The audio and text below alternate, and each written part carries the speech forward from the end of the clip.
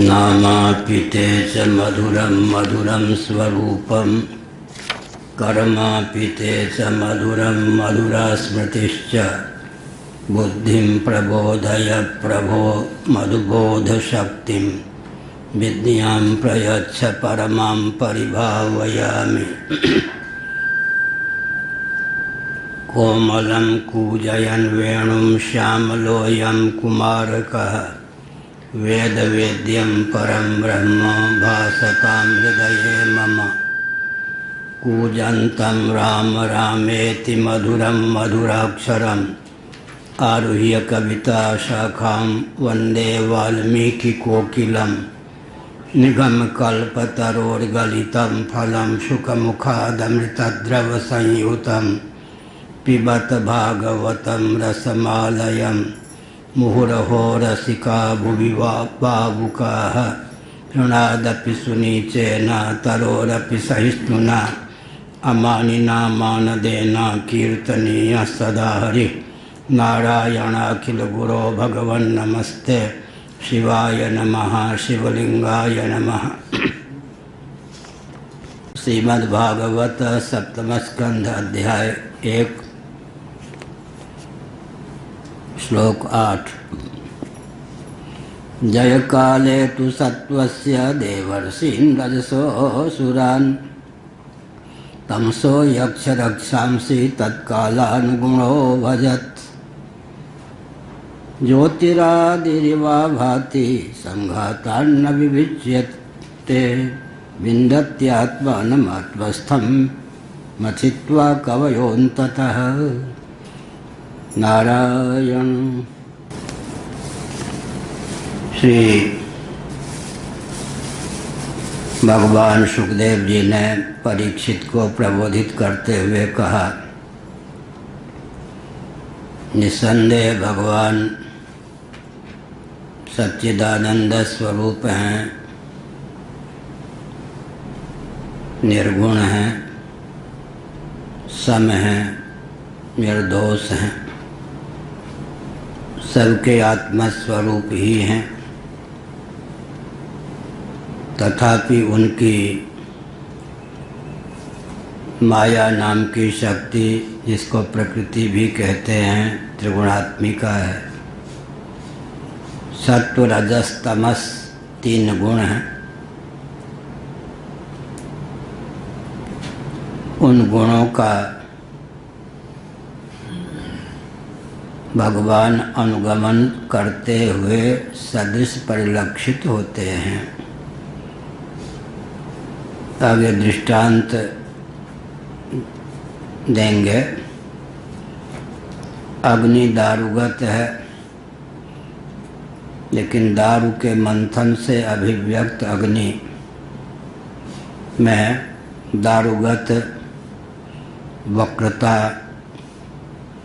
आदि परिलक्षित होती है।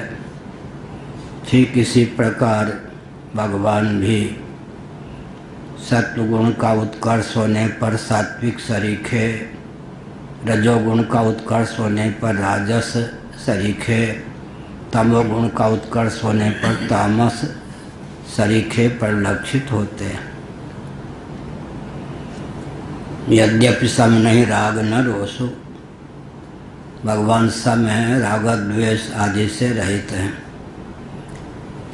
लेकिन जब सत्वगुण की वृद्धि होती है, उस समय देवताओं का उत्कर्ष करते हुए से परिलक्षित होते हैं, ऋषियों का उत्कर्ष करते हुए से परिलक्षित होते हैं। जब रजोगुण का उत्कर्ष होता है, तब दैत्यों का उत्कर्ष करते हुए से परिलक्षित होते हैं। इसी प्रकार जब तमोगुण का उत्कर्ष होता है, तब यक्ष राक्षसों का उत्कर्ष करते हुए से परिलक्षित होते हैं। पक्षधर परिलक्षित होते हैं, हितप्रद परिलक्षित होते हैं। वास्तव में भगवान सर्वरूपों में वो सबसे असंग होकर विद्यमान है। सर्वरहित सब उर्पुरवासी, सर्व सर्वगत सर्व उरालय सर्वरहित सब उर्पुरवासी गोस्वामी जी ने कहा।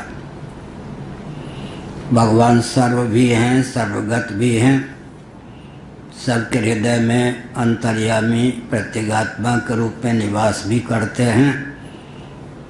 सच पूछो तो सबसे रहित भी हैं, प्रकृति से भी जब अतीत हैं तो सर्वरहित हो ही गए।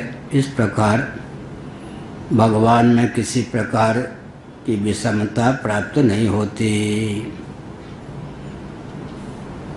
ज्योतिरादिरिवा भाति संघाता न विविच्यते, विन्दत्यात्मानमात्मस्थं मथित्वा कवयोऽन्ततः।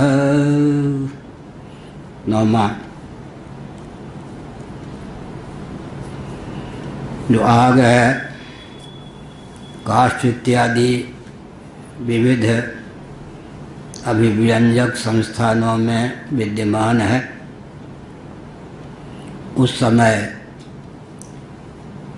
जब वो अव्यक्त दशा में होती है, ना तो कोई विविधता परिलक्षित होती है, ना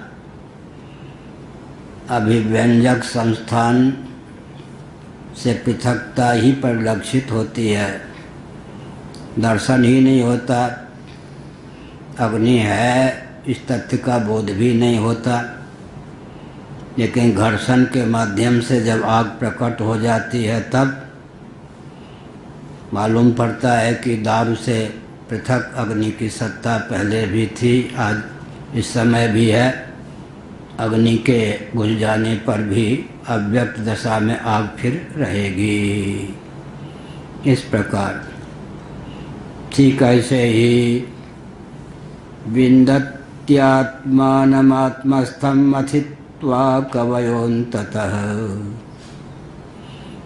कवि क्रांतदर्शी जो विचारशील मनीषी हैं, हृदय में भगवान जो विद्यमान है उसका मंथन करके हृदय का वे प्रकट हो जाते हैं।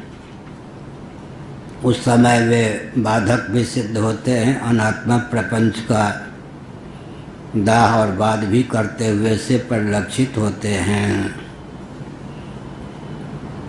और जो विचारशील मनीषी हैं उन्हें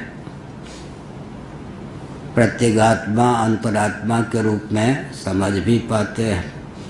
इसका अर्थ यह है कि अव्यक्त दशा में विद्यमान भगवान पृथक परिलक्षित नहीं होते, लेकिन भगवान को अभिव्यक्त करने की जो विधा है उसका आलम्बन लेने पर सौ प्रकटत जिनमें मूल रतन थे भगवान प्रकट हो जाते हैं। इसका अर्थ है दारुगत वाहिनी का पृथक से दर्शन न होने पर भी अग्नि को अभिव्यक्त करने की विधा का आलम्बन लेकर अग्नि को कोई व्यक्त करने में समर्थ है।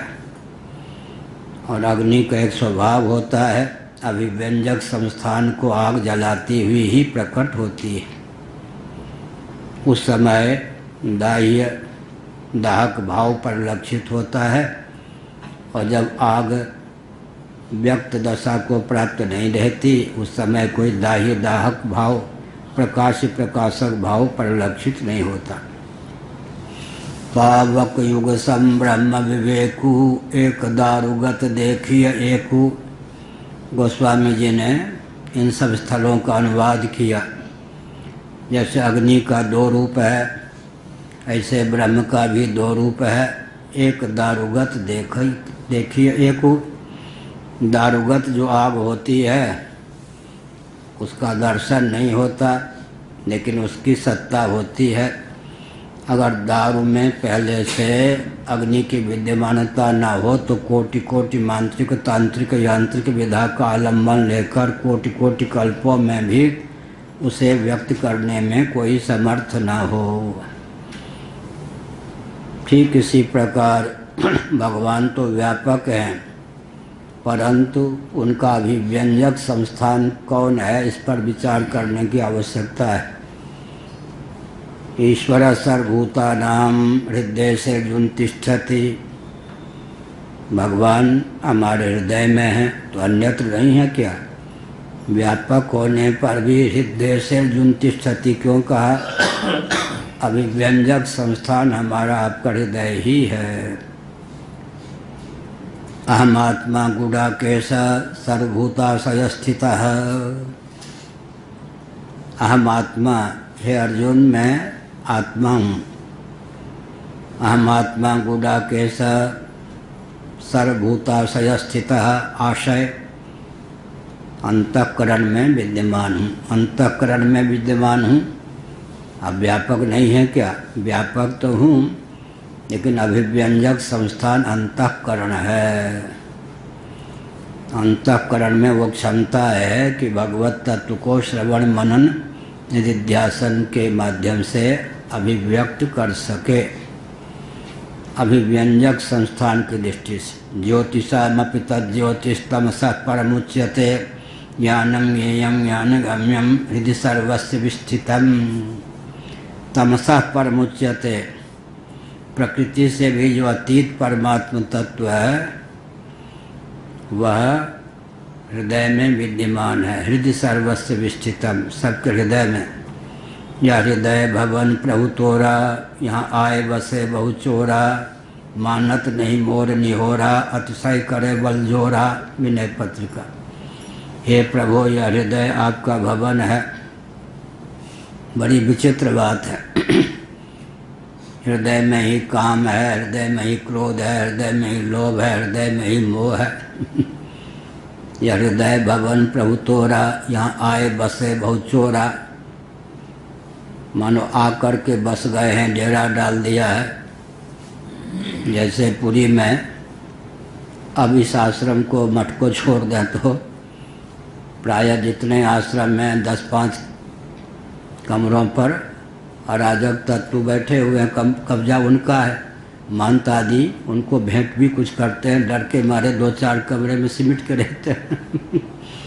ऐसे ही यह हृदय भवन प्रभु तोरा, यहाँ आए बसे बहुत चोरा। मैं निहोरा करता हूँ, प्रार्थना करता हूँ, भैया खाली कर दो।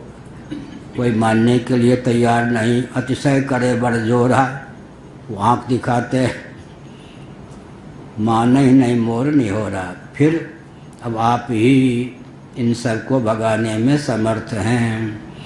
बड़ी विचित्र बात है। काम ऐसा क्रोध ऐसा रजोगुण समुद्भवः इंद्रियाणि मनोबुद्धिरस्याधिष्ठान मुच्यते प्रजहाति यदा कामान सर्वान् पार्थमनोगतान्। काम क्रोध लोभ मोह सब इंद्रिय अंतःकरण में रहते हैं, इंद्रिय मन बुद्धि में रहते हैं। और वही भगवान का अभिव्यंजक संस्थान है। छांदोग्य श्रुति के 8वें अध्याय के भाष्य में भगवत पाद शंकराचार्य महाभाग ने एक तथ्य उद्भाषित किया कि पुंडरीकाकार जो रक्त मांस पिंड है, पुंडरीक माने कमल, ये कमलाकार रक्त मांस पिंड है। कमल सदृश जो रक्त मांस पिंड है उसमें क्या क्षमता है? उसमें जो सुशिर छिद्र है, आकाश है, उसमें क्या क्षमता है? पुंडरीकाकार रक्त मांस पिंड गत जो आकाश है उसमें अंतःकरण को व्यक्त करने की क्षमता है। अंतःकरण में परमात्मा को अभिव्यक्त करने की क्षमता है। तो अभिव्यंग की अभिव्यक्ति अभिव्यंजक के अधीन होती है। अभिव्यंजक के तारतम्य से अभिव्यंग की अभिव्यक्ति में तारतम्य होता है। विद्युत की अभिव्यक्ति बल्ब और बादल के अधीन होती है। बल्ब और बादल के तारतम्य से विद्युत की अभिव्यक्ति में तारतम्य होता है। हृदय का इसलिए महत्व है। पुंडरीकाकार रक्त मांस पिंड गत जो आकाश है, आकाश और आकाश में अंतर हो गया। पुंडरीकाकार रक्त मांस पिंडगत जो आकाश है उसमें अंतःकरण को व्यक्त करने की क्षमता है। अंतःकरण में आत्मा को अभिव्यक्त करने की क्षमता है। परमात्मा को प्रत्यगात्मा के रूप में, अंतरात्मा के रूप में व्यक्त करने की क्षमता अंतःकरण में है। इसलिए हृदय का अधिक महत्व है। हृदय की रक्षा हो गई तो सब काम बन गया। हृदय की रक्षा करनी चाहिए, अपने हृदय की, दूसरे के हृदय की। पूज्य गुरुदेव का एक ग्रंथ है विचार पीयूष, धर्म सम्राट श्रीकट पात्र महाभाग का एक ग्रंथ है विचार पीयूष। उसमें उन्होंने एक भाव व्यक्त किया, दूध है, गरम दूध फट गया तो उसे दही, मक्खन, घी बनाने की कल्पना मत करो। हृदय की रक्षा, अपने हृदय की रक्षा करनी चाहिए, दूसरे के हृदय की रक्षा करनी चाहिए। ऐसी वाणी बोलिए मन का आपा खोए, औरों को शीतल करे आपो शीतल होए। जो अपने हृदय की रक्षा कर लेता है और ध्यान रखता है, दूसरे के हृदय की भी रक्षा हो। ऐसा व्यवहार ना हो कि हम किसी के हृदय को चकनाचूर कर दें। इसलिए हृदय का बहुत स्थान है। इसी में काम भी है, क्रोध भी है, लोभ भी है, या काम भी है, क्रोध भी है, लोभ भी है। विषय के भेद से काम क्रोध आदि में भेद हो जाते हैं, नहीं तो काम भी है, क्रोध भी है, लोभ भी है, यही भगवान भी हैं। अब काम क्रोध लोभ को शिथिल करते जाएंगे, शांत करते जाएंगे तो भगवान की अभिव्यक्ति का मार्ग प्रशस्त होता जाएगा।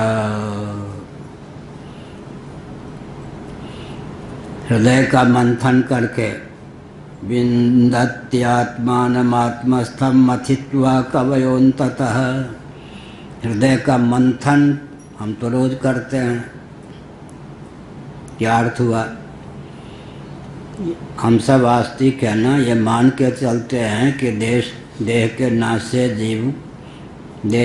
से जीवात्मा का नाश नहीं होता, देह के भेद से जीवात्मा में भेद की प्राप्ति नहीं होती।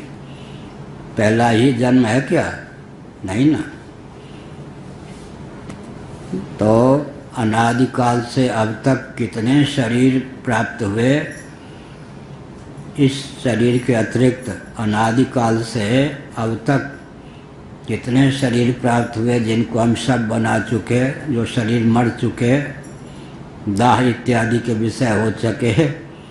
इसका लेखा जोखा भगवान के कार्यालय में भी नहीं है। असंख्य ना, अब तक गिन सकते हैं। अनादिकाल से पूर्व शरीर को त्यागते समय तक जितने शरीरों का हमने त्याग किया है, सब बना दिया। उन शरीरों का लेखा जोखा भगवान के कार्यालय में भी नहीं है, तो मोदी जी के कार्यालय में होगा ही कैसे? बहूनि में व्यतीतानि जन्मानि तब चार्जुन, भगवान ने कहा। लेकिन असंख्य का मतलब क्या कहा भगवान ने? विभूति का वर्णन करते हुए, मेरी दिव्य विभूतियाँ का कोई अंत नहीं, अनंत विभूतियाँ। ऐसे ही अनादिकाल से अब तक इस शरीर के पूर्व तक, अर्थात पूर्व शरीर के त्यागते समय तक, या पूर्व शरीर का हमने त्याग कर दिया, पूर्व शरीर तक कितने शरीर हम ग्रहण कर चुके, इसका लेखा जोखा नहीं है। असंख्य में गणित की गति नहीं, संख्या का निषेध हो गया ना, असंख्य। उसी का दूसरा शब्द क्या है? अगणित।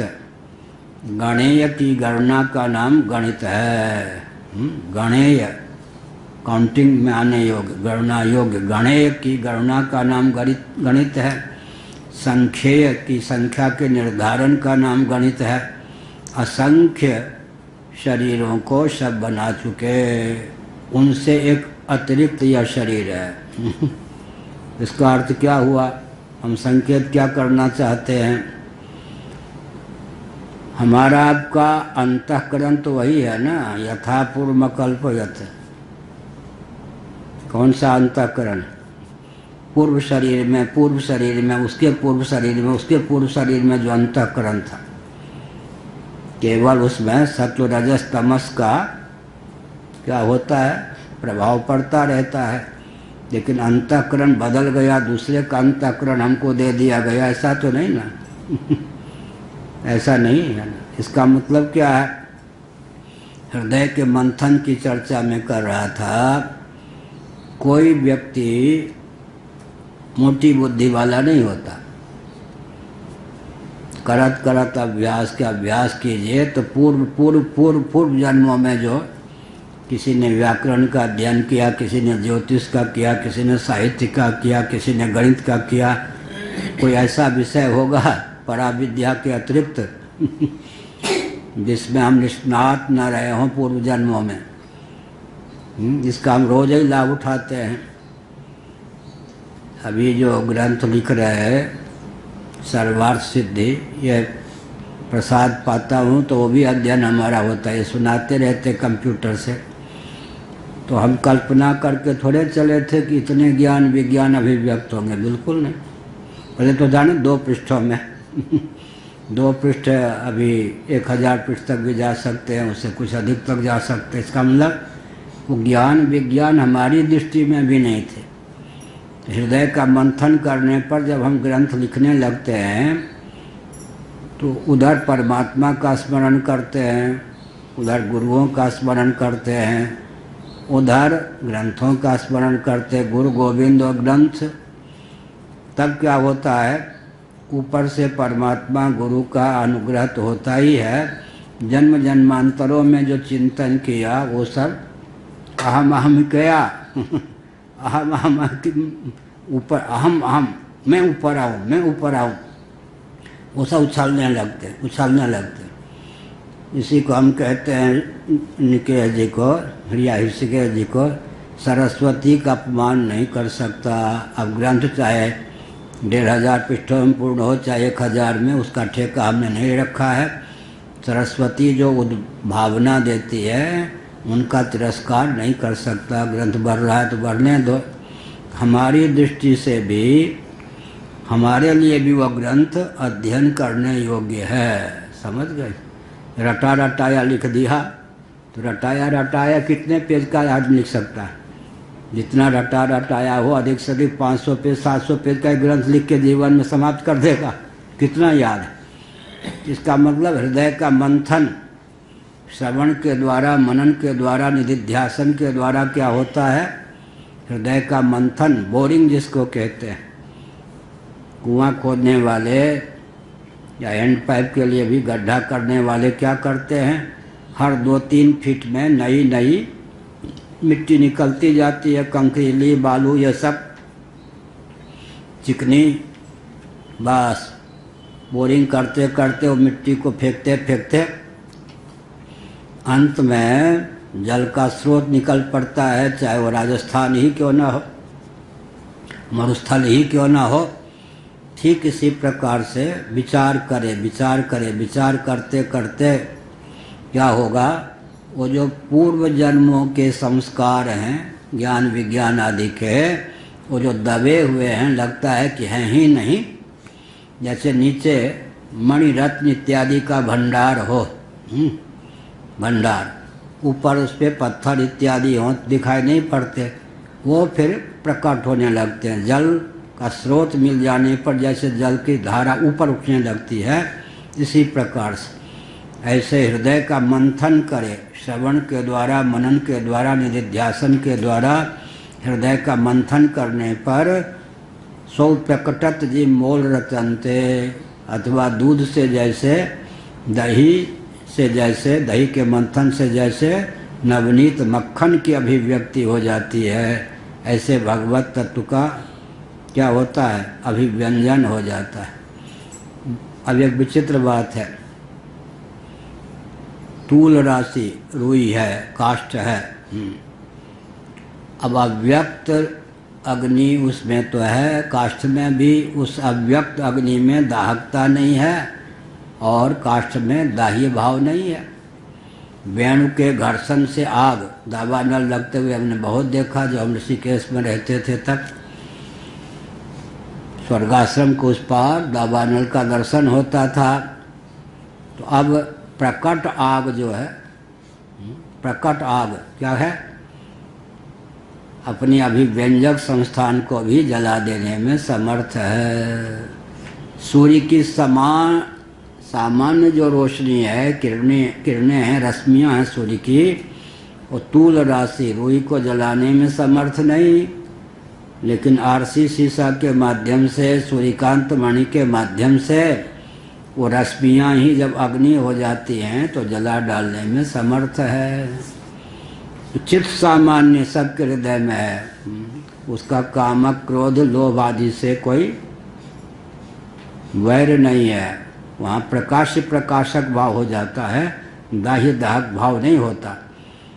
लेकिन सूर्य की जो रश्मि है आरसी सीसा के माध्यम से, सूर्यकांत मणि के माध्यम से जब अग्नि का रूप धारण कर लेती हैं तो रुई को प्रकाशित ही नहीं करती, जला भी डालती।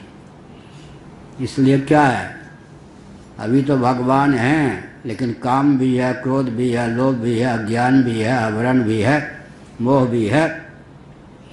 प्रकाश प्रकाशक भाव हो जाता है, ये सब प्रकाशित हैं, भगवान मानो प्रकाशक हैं।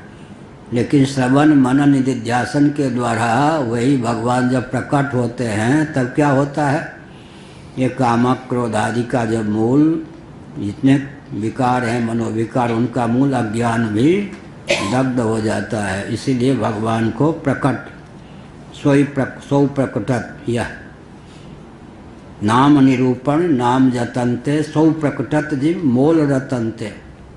नाम निरूपण नाम जतनते, निरूपण माने श्रवण मनन दोनों को मिला दें तो उसका नाम होता निरूपण। जतन माने यत्न, यत्न का अर्थ निधिध्यासन। आत्मा वा अरे द्रष्टव्य श्रोतव्यो मंतव्यो निधिध्यासितव्य, उसी का अनुवाद किया तुलसीदास जी ने। नाम निरूपण नाम जतनते सो प्रकटत जीव मोल रतनते, मोल रतनते। एक बार इंदिरा गांधी कोई हुई हैं भारत में, उनका शासन तंत्र था, तब उन्होंने मंदिर में जो संपत्ति उन सब के जांच का आदेश दिया था। उसी संदर्भ में एक राजस्थान के जौहरी आए थे। भगवान श्री जगन्नाथ जी के यहाँ पर मुकुट में जो हीरा है उसकी कीमत, उसके मूल्य को आंकने के लिए आए थे। सच्ची घटना है। अब आदेश था प्रधानमंत्री का तो कौन टाले। जौहरी बहुत आस्तिक थे, ऐसे लेके फिर क्या कहा, इंदिरा जी की जय हो, जगन्नाथ जी के मुकुट में मणि वो मेरे हाथ में आ गई, उनकी कृपा से। मेरी क्षमता नहीं कि इस मणि की कीमत आंक सकूं। तो यह हुआ अमूल्य निधि। महाभारत में आया है, ब्राह्मण कोई अपराध भी करे तो उसको दंड के रूप में राजा क्या करे, बाल मुड़वा दे। अपने जिस नगर में रहता हो या अपने क्षेत्र से उसको बाहर कर दे, तो तू तरा के बुलवा दे, बस यही ब्राह्मण को दंड देना है। एक विचित्र हेडमास्टर थे शकूर बस्ती हायर सेकेंडरी स्कूल में, विचित्र ही थे। उन्होंने विद्यालय खुलने का समय बदल दिया और किसी भी विद्यार्थी को पता ही नहीं। और मैं बहुत दूर से पढ़ने आता था त्रिविया कॉलेज से, बस के माध्यम से आता था 15 किलोमीटर लगभग। तो 5-7 मिनट प्रार्थना के समय 5-7 मिनट विलम्ब से आया। हेड मास्टर ने कहा उल्लू बन दिल्ली में यही सभा, मुर्गा बन। मुर्गा बन तो इतने विद्यार्थी थे, उनको तो मुर्गा बनने का स्वभाव था सब। मैं तो इतना रोने लग गया कि सबको आश्चर्य हुआ। मॉनिटर भी था ऐसा, वो विचित्र हेड मास्टर थे, तो उनको क्या कहता कि आपने समय बदल दिया, हम लोगों को मालूम ही नहीं, हम बहुत दूर से आते हैं। कक्षा भी प्रारंभ नहीं हुई, केवल प्रार्थना के समय 5-7 मिनट विलम्ब से आया। बहुत ज़ोर से रोने लग गया। सारे विद्यार्थी देखने लगे, 400 लगभग होंगे। उन्होंने कहा कि इतना रोता क्यों है? तो मैंने कहा आपको मालूम नहीं मैं ब्राह्मण हूँ। हाँ, सबके बीच में कहा मैं ब्राह्मण हूँ और कभी डांट का पात्र मैं हूँ नहीं। आपने मुझे यह दंड दिया तो ये पहला मुझे दंड मिला है जीवन में। बेचारे फिर वो भाषण प्रतियोगिता में, उस दिन देवभोग से भाषण प्रतियोगिता थी। मैंने कहा चूँकि आज मैं अपराधी हूँ, सुन लें अध्यापक महोदय, प्रधानाचार्य जी, इसलिए कदाचित मेरा भाषण सबसे बढ़िया हो तो मैं प्राइज या पुरस्कार लेने में आज अधिकृत नहीं। सबसे बढ़िया होने ही था, हुआ ही। का विचित्र विद्यार्थी, इसके खोपड़ी का पता लगाना बड़ा कठिन है। बच्चों को दंड दिया जाता है। हमने कहा हम ब्राह्मण हैं, हमको डांट के खाने का अभ्यास नहीं, कैसा ऐसा कोई काम आज तक हमने किया नहीं कि जो हमको डांट पड़े। या मुर्गा हमको मुर्गा बनना आता भी नहीं। तो विचित्र एक वातावरण विद्यालय बन गया कि विचित्र विद्यार्थी आ गया।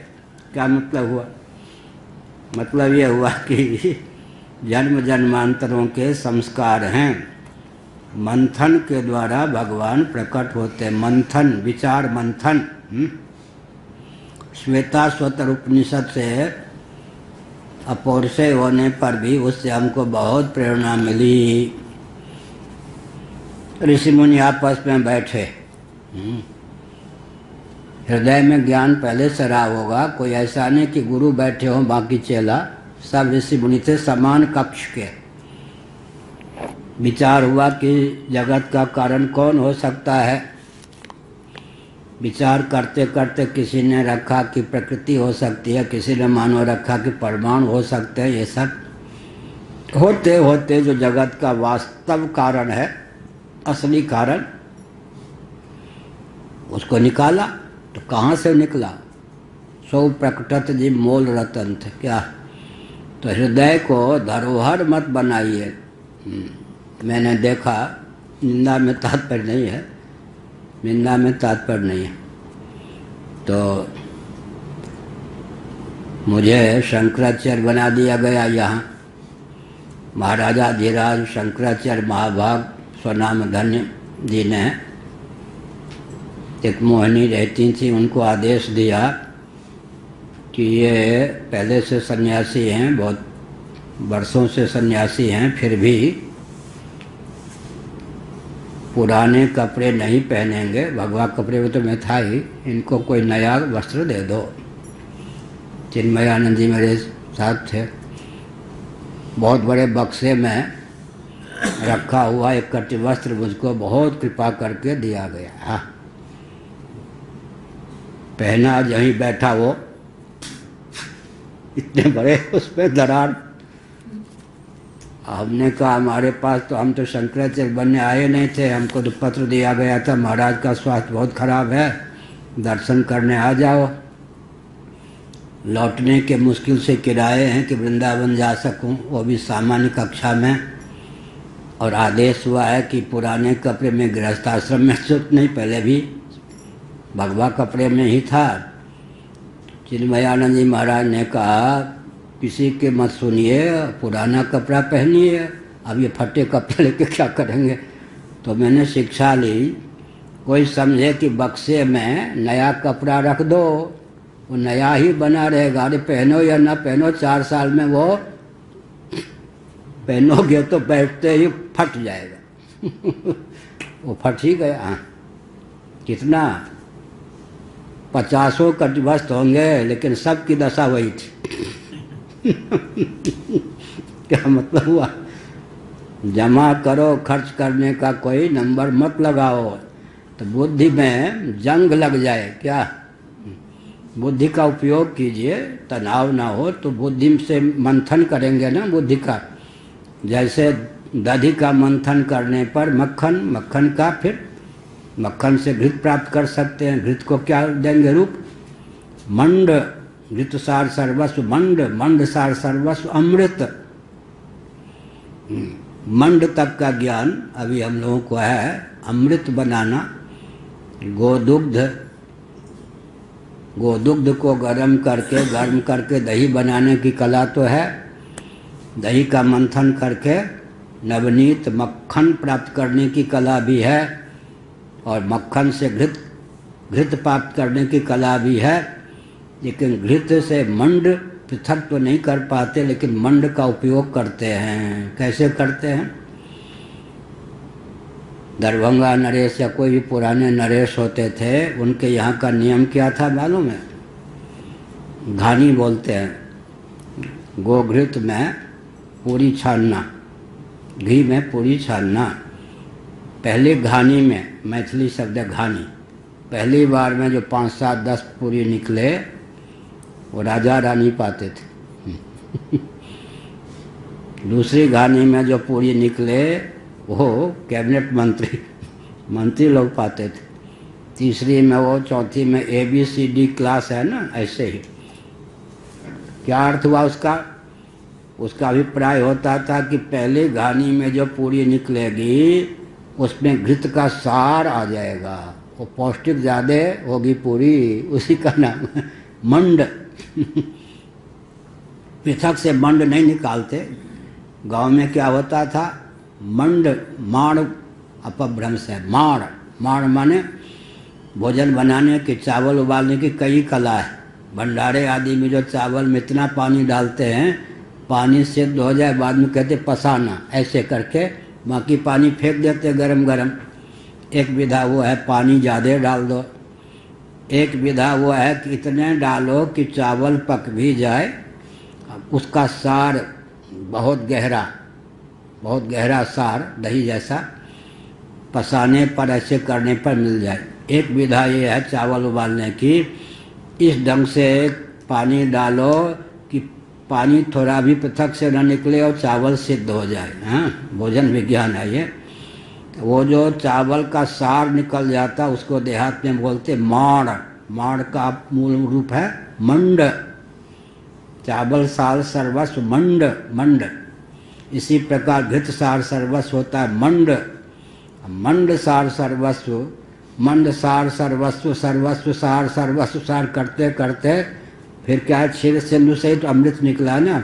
अमृत निकालने की विधा मर्त्य लोक में सुलभ नहीं है, मंड तक व्यक्ति की गति है। इसी प्रकार से हृदय का मंथन करें। मंथन करते करते चित्त, हृदय की लक्षणा क्या है? बहुत बढ़िया। हृदय शब्द कितने अर्थों में प्रयुक्त होता है? पुंडरीकाकार रक्त मांस पिंड का नाम भी एक हृदय है, ये सबसे स्थूल है ये। उसके बाद हृदय की लक्षणा किसमें? ये तो वाच्यार्थ है। दक्षिणा किसमें है? उसमें जो सुशिर छेद है, उसका नाम हृदय। फिर हृदय का तीसरा अर्थ क्या हो जाता है? कहाँ से बोल रहे? छांदोग्य उपनिषद 8वें अध्याय से बोल रहे। उसमें जो अंतःकरण की अभिव्यक्ति होती है, तो अंतःकरण का नाम है यह हृदय। उस अंतःकरण के माध्यम से जो परमात्मा प्रत्यगात्मा होकर प्रकट होते हैं, वो परमात्मा का नाम है हृदय। कहाँ तक लक्षणा चली गई? कृष्ण शब्द की लक्षणा कहाँ तक? यजुर्वेद हमने पढ़ा है, सायण भाष्य महीधर भाष्य सहित पूर्वाचार्य महाभाग से चूरू चौमासे में। तो वहाँ पर कृष्ण शब्द का अर्थ क्या होता है? काला। कृष्ण शब्द की लक्षणा कहाँ तक जाती है? कृष्ण मृगचर्म का जो रंग कौन सा है? कृष्ण। उसको कह दिया कृष्ण। मृगचर्म हटा दिया तो क्या बच गया? कृष्ण मृगचर्म से मृगचर्म हटा दिया तो क्या बचा? कृष्ण।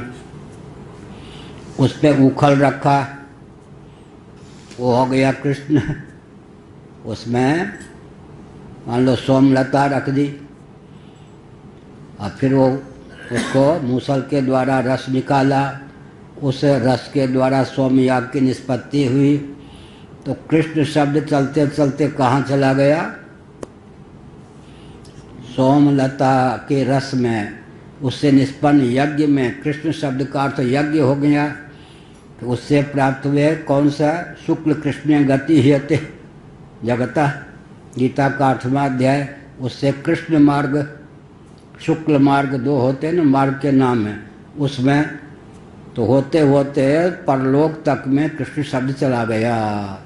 कृष्ण मृगचर्म का जो कृष्ण शब्द था, उसकी लक्षणा क्या हो गई? कृष्ण मृग चर्म, मृगचर्म को हटा के केवल कृष्ण रह गया। फिर उखल में, फिर उसमें रखे हुए सोमलता में, फिर उसके रस में, फिर उससे निष्पन्न सोमयाग में, उससे प्राप्त स्वर्ग में, और उससे पहले वो मार्ग में, स्वर्ग तक पहुँचने के लिए मार्ग में। ऐसे कृष्ण शब्द की लक्षणा पहुँच गई। तो हृदय किसको कहेंगे? पुंडरीकाकार रक्त मांस पिंड का नाम हृदय। हृदय का अर्थ दूसरा क्या हो गया? उसमें सन्निहित छिद्र आकाश। फिर हृदय का तीसरा अर्थ क्या हो गया?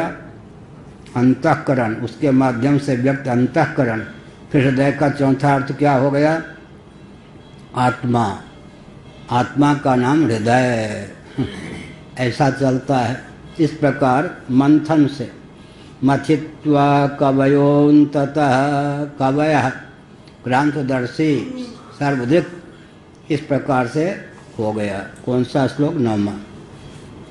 श्री राम जय राम जय जय राम। धर्म की अधर्म का प्राणियों में, विश्व का गौ माता की गौहत्या, भारत सर्वभूत हृदय धर्म सम्राट श्री स्वामी करपात्री जी महाराज की, श्री जगन्नाथ महाप्रभु की, श्री बलभद्र महाप्रभु की, भगवती सुभद्रा देवी की। हर हर। बंद हो गया।